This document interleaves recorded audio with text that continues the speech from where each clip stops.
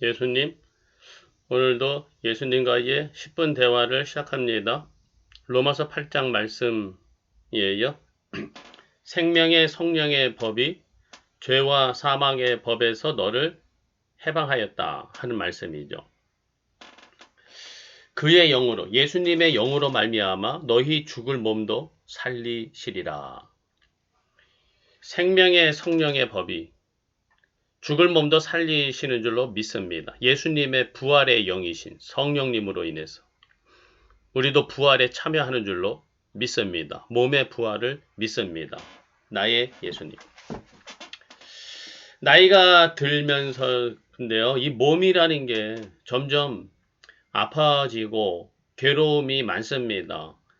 이 몸이 늙어가고 죽어가는 것에 대한 이러한 현상들, 또 이에 따른 심리적인 압박감, 두려움, 병에 대한 염려증, 이런 것들이 좀 늘어나고 있어요. 저는 그래도 좀 나은데, 나이 많으신 이 부모님들은 육신과의 싸움이 정말 많이 힘들어 보입니다. 70대 때는 좀 나은데 80이 넘어가시니까 이런 육신과의 이러한 싸움이 참 쉽지가 않습니다. 불쌍히 여겨주시고, 육신의 어려움, 괴로움, 질병들 예수님이 만져주시고 치유해주시고 특별히 육신의 연약함으로 인해서 마음이 위축되지 않게 하여 주시고 주님께서 지켜주시옵소서. 이 성령님이 부활의 영으로 함께 하셔가지고 몸이 마냥 편안하면 좋을 텐데 그러진 못하거든요. 몸은 그래도 죽음을 향해 달려가고 있습니다.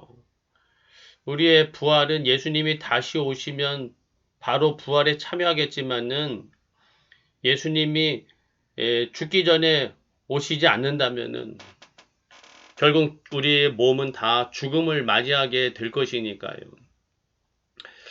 근데 가만 보면은 몸 관리를 좀 잘 못해요. 몸을 너무 혹사하거나 60대 젊을 때 50대 60대 생각하고서는 막 몸을 가만히 두질 않아요. 막 가만히 있으면 마음이 또 너무 막 답답한가 봐요. 우울해지는지 자꾸 몸을 움직이고 너무 많이 움직이고 이렇게 하면서 몸이 지치고 기력이 떨어지고 하니까 막 어지럽고 이명도 나고 여러 가지 안 좋은 증상들 관절 뭐 많이 증상들이 나타납니다. 불쌍히 여겨주시고 성령님이 좀 함께 계시면은 성령으로 인해서 저희 몸 관리를 좀 지혜롭게 할 수 있게 성령님이 건강한 몸 관리에 지혜를 주셨으면 좋겠어요. 이 육신의 이 감정, 육신의 답답함, 막 이런 거를 따라서 막 행동하다 보니까 몸이 잘 망가져요. 피로가 누적되고 근심 걱정에 잠은 못 자고 그렇게 되는 것 같아요. 성령님.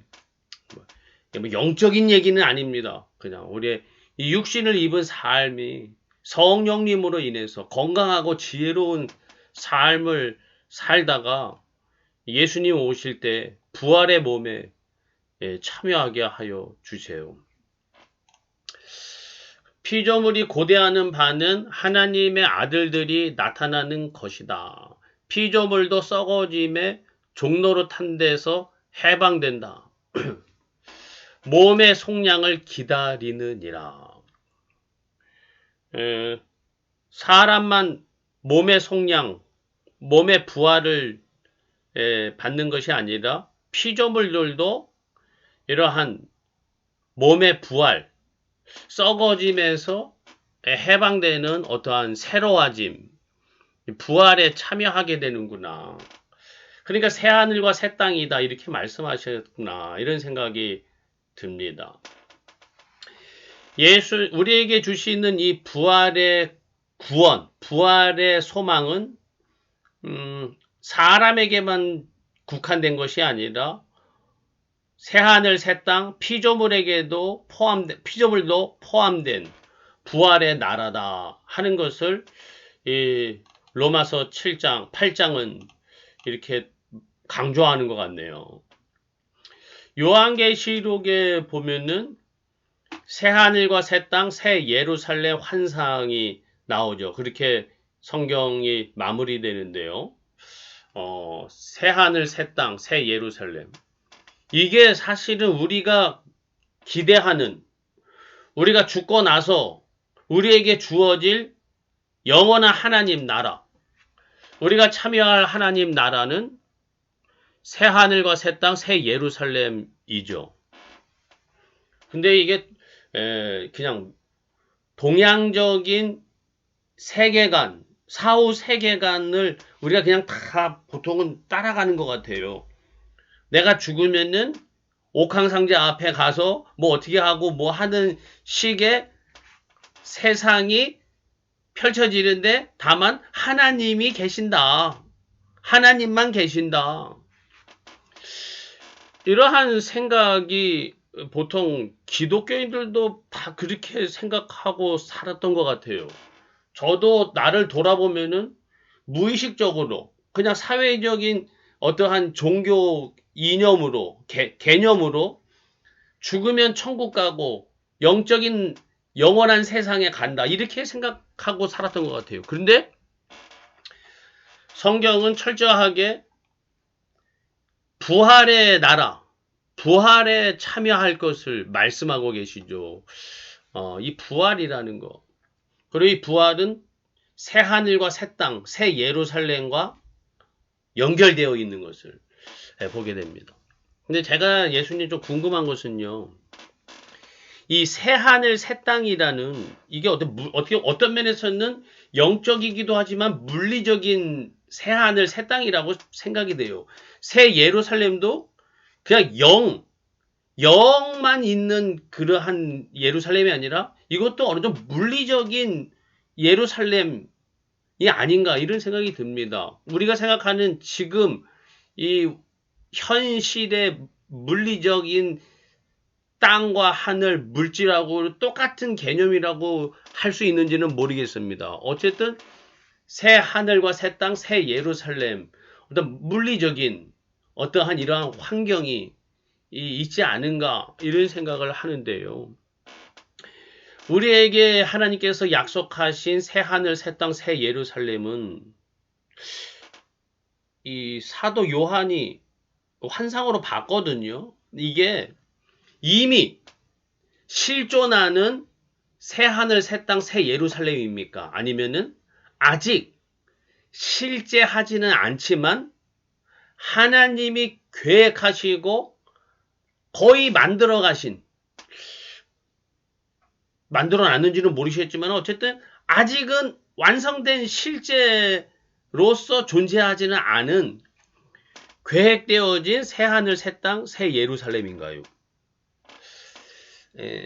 아직 실존하지 않다면은 실제하지 않다면은 우리가 지금 이 시점에서 죽어서 하나님 앞에 간다 했을 때 새 하늘, 새 땅, 새 예루살렘을 직행하는 것은 아니겠죠.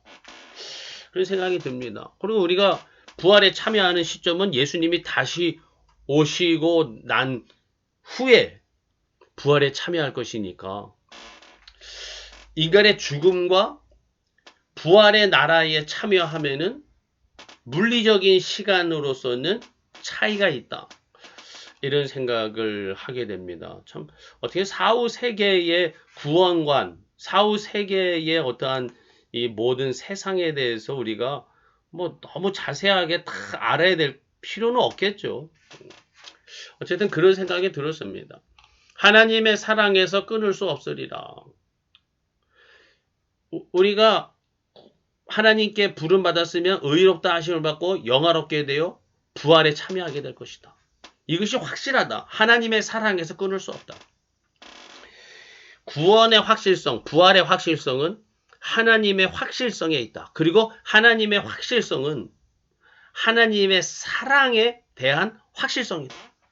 이 하나님의 존재의 확실성은 하나님이 우리를 사랑하시는 그 하나님의 사랑이 하나님의 존재하고 똑같이 확실하다. 변함이 없다.